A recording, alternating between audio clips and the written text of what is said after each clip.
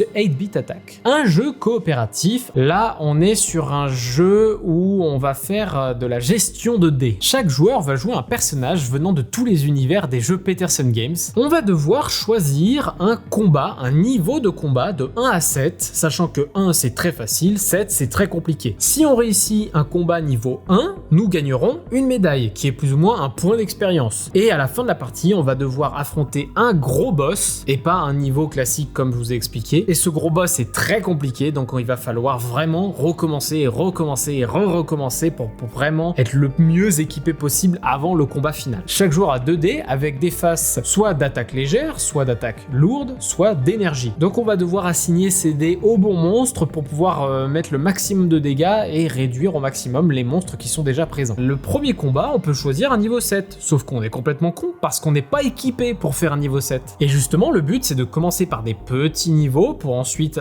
aller dans des niveaux encore plus forts, et vu qu'on aura récupéré des médailles pour s'augmenter, eh bien on va pouvoir attaquer des niveaux supplémentaires, des niveaux beaucoup plus forts. Parce que quand on s'augmente notamment, on peut par exemple monter de niveau. En montant de niveau, on chope une compétence supplémentaire, une compétence passive et surtout un 3e dé de combat. Il y a vraiment, comme dans Planète Apocalypse, une gestion de l'expérience, une gestion des points d'expérience à appliquer à certains joueurs pour que ce soit le plus optimal possible.